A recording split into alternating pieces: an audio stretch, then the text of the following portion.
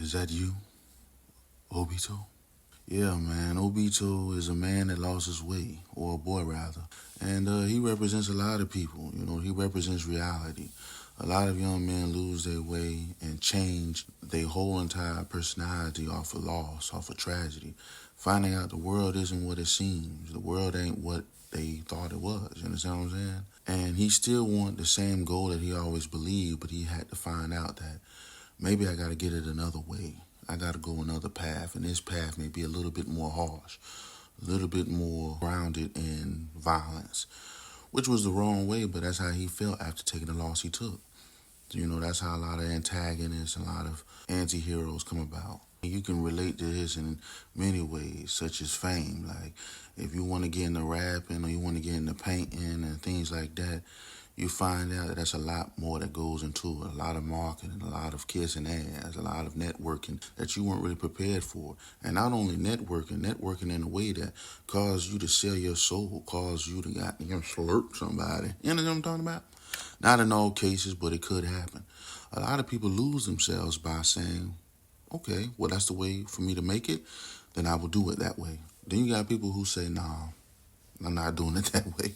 I'm going to still get my goal, but I'm not doing it that way. That's how you have Naruto. Naruto wanted his way, but he was like, I'm not doing it that way. No, no, no. I'm going to do it the way I'm thinking and I believe. And I'm not going to let nothing deter me off the path I'm on or change the way I, believe in my morals and stuff. Feel me? That's how Naruto did it. You know what I mean? A lot of these cartoons had these messages and these people that you can study and you can actually see manifest in real life. And you watch them as kids and you really don't see it. You don't really see how it resonates to reality until you get older, until you get grown. That's why these characters become martyrs and they become so iconic because boys and teenagers, they grow up and realize, hey, I know somebody that was like this, or I done turned like that. You know what I mean? Now, Anakin Skywalker is a whole different case. I never did an analysis video on Anakin Skywalker. And the reason I never did a case on Anakin Skywalker is because he's a motherfucker.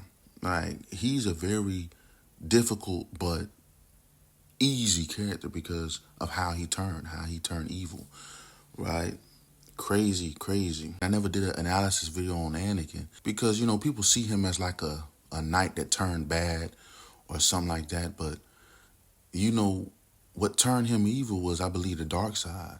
And he was having dreams and things like that. But I think those dreams were from the dark side, if I remember correctly.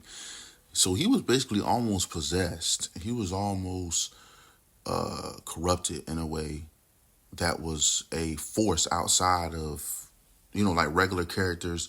They get corrupted by other people. They get corrupted by organizations. They get corrupted by loss or tragedy.